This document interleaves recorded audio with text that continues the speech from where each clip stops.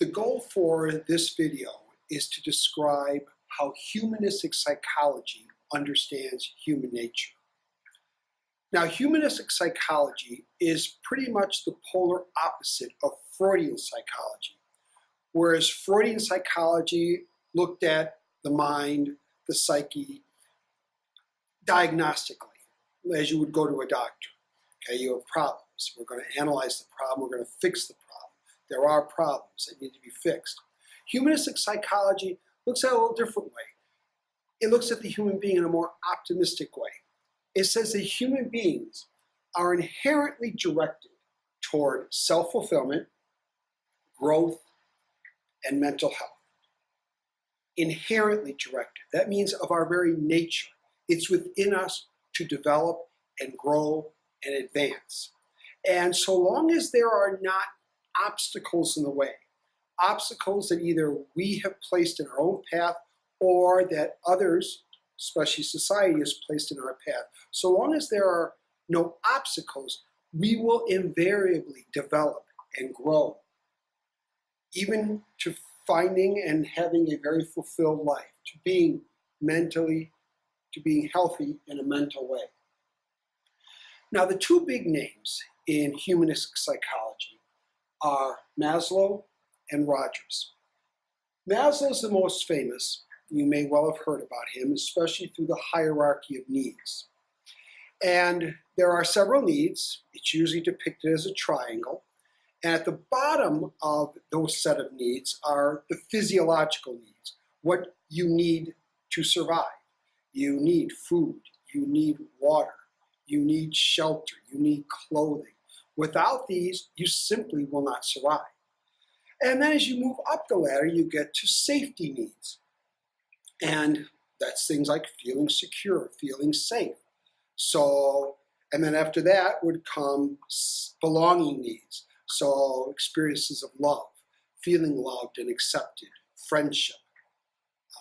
So according to Maslow, we cannot get to the next level up until the lower levels have been satisfied. So I will not even worry about love relationships in my life. I won't worry about friendship if I don't have food in my belly, if I'm feeling cold, if I'm thirsty.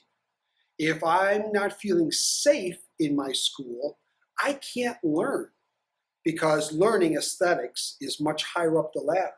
So if I'm a student in a school and I don't have food in my stomach, if my clothes are tattered, if I don't feel safe, if I don't feel loved, I'm not going to be able to get to this pursuit of knowledge, of appreciation for the beauty of life.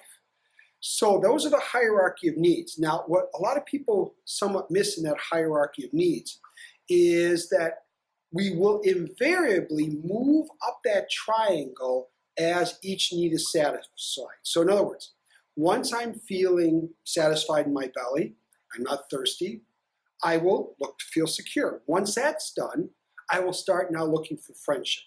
So thank God, I think the vast majority of Loyola students have their physiological and safety needs taken care of, and many are working on levels of friendship, feeling as if, or looking for love in their life, acceptance, looking to belong. Once that's satisfied, you'll move up the ladder. So study the ladder for a little bit, or the triangle, I should say, and look where you may fall. And again, it might not be exactly black and white. I'm definitely here in every way. But think about whether or not Maslow's depiction of how humans develop works in the way you understand your own development. And added to Maslow's original triangle is transcendence. It used to be self-actualization, that idea that all your potential has now become realized. There's nothing really standing in the way of who you are meant to be. But later, psychologists of the Maslow tradition have had the idea of transcendence, that you go beyond yourself, you start to give back. Because one criticism of Maslow was that it's all about the person.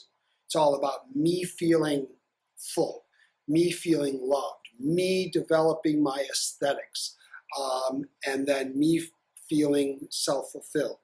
And many said, well, that's really not the height of development. The height of development is reaching that pinnacle in your own life and then going beyond yourself to others. The other big name in humanistic psychology is Rogers. He's not as well known, but he in some ways is considered the father of humanistic psychology. And if you ever saw one of his therapy sessions, he gives very little insight. He provides very little input or feedback. He tries just to listen. He tries to reflect back what he hears you saying. But again, in accord with humanistic psychology, just by talking things through, just by being with a person, they will over time overcome the obstacles in their life. They will develop. They will achieve mental health. I, as a psychologist, the mental health provider, don't have to do anything to make people develop. His major insight was to talk about the distinction between the real and the ideal self. The real self is whom you were created to be, living the life, being the person that you are, simple, pure, with any faults, with any blessings, with any gifts, talents. You are who you are fully, and you're comfortable in your own skin. That's kind of the best way to think of the real self. The ideal self is the person we think others want us to be, and we try to live up to that. So, for instance, you want to be an all-A student, and you want to please your teachers to do that. You want to please your parents to do that. But according to Rogers, a lot of anxiety can occur because you're not really being your real self. Maybe math isn't your thing. Maybe you just don't like math. Maybe you don't like English or theology or whatever, but in order to please people, you try to put on this mask. You try to act in a way that really isn't in accord with who you are.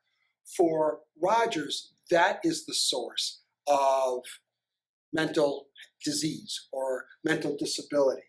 You're not really growing. You're not really finding fulfillment because you're trying to live out someone else's existence.